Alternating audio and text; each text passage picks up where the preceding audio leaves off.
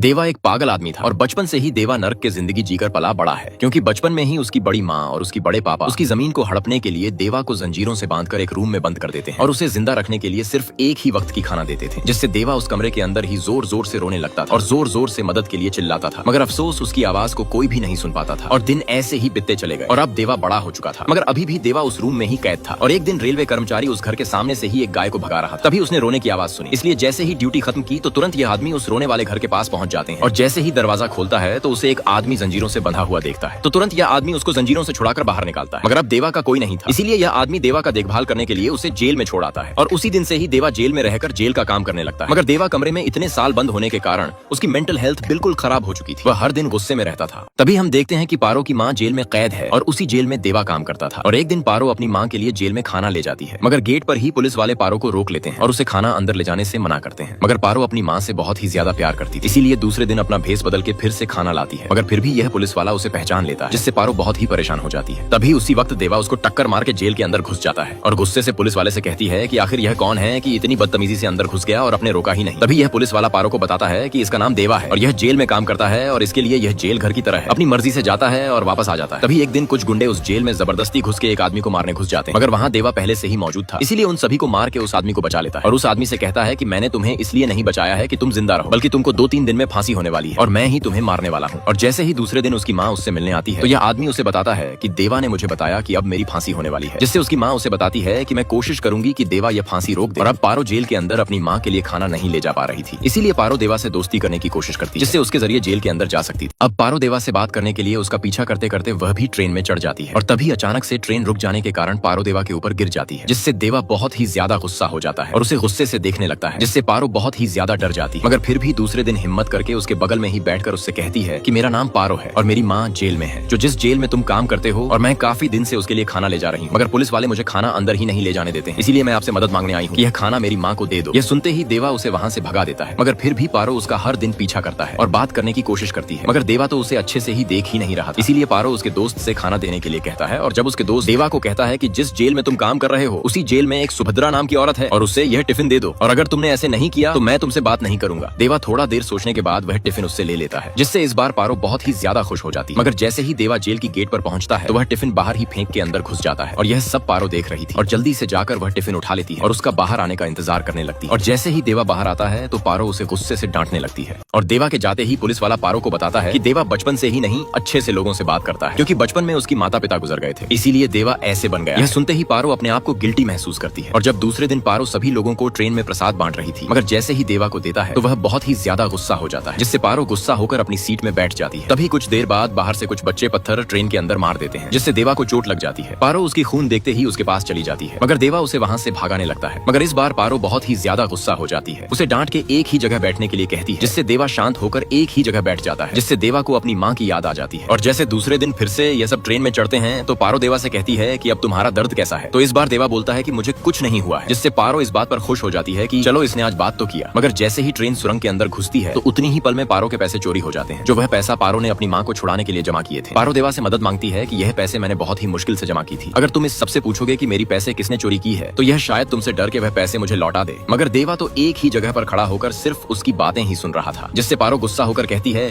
कि इस दुनिया में तुम ही एक अनाथ नहीं हो, बल्कि इस दुनिया में बहुत सारे अनाथ हैं और तुम इतने पत्थर दिल इंसान कैसे हो सकते हो। यह कहकर ट्रेन से उतर जाती है। तभी देवा देखता है कि पारो उस पैसों को लेकर बहुत ही ज्यादा रो रही थी, जिससे देवा उस चोर का पता लगा ही लेता है और उससे सारा पैसा छीन के पारो को दे देता है। और दूसरे दिन पारो खुशी से देवा को खाने के लिए एक टिफिन देता है। अब देवा पारो से धीरे धीरे प्यार करने लगा था, इसलिए वह टिफिन ले लेता है और उस टिफिन को ले जाकर खाली जगह में बैठ के खाने लगता है और खाते ही देवा को अपनी माँ की याद आ जाती है। इसके बाद हर दिन यह दोनों खुशी से रहने लगे और एक दिन देवा पारो की माँ को खाना ले जाकर दे ही देता है, जिससे उसकी माँ बहुत ही खुश थी। और एक दिन जब पारो और देवा घूम रहे थे तो पारो को एक आइसक्रीम वाला दिख जाता है और जल्दी से उस आइसक्रीम वाले के पास आइसक्रीम खाने के लिए चली जाती है। मगर जैसे ही आइसक्रीम वाले का हॉर्न बजाता है तो देवा जोर जोर से चिल्लाने लगता है, जिससे पारो को कुछ भी समझ नहीं आ रहा था कि आखिर इसे क्या हो रहा है। इसीलिए दूसरे दिन ही उस आदमी के पास चला जाता है जिसके साथ देवा रहता था। पारो इस आदमी से पूछता है कि आखिर देवा ऐसा क्यों है। कभी कभी ऐसी हरकत करने लगता है कि मैं भी सोच में पड़ जाती हूँ। इसके बाद यह आदमी पारो को देवा के बारे में बताने लगता है कि देवा बचपन से ही नर्क की तरह जी के बड़ा हुआ है, इसीलिए देवा अकेले ही रहना पसंद करता है, मगर अब वो तुम्हारे आ जाने के बाद से वह थोड़ा थोड़ा बदलने लगा है, इसीलिए उसे कभी भी छोड़कर मत जाना।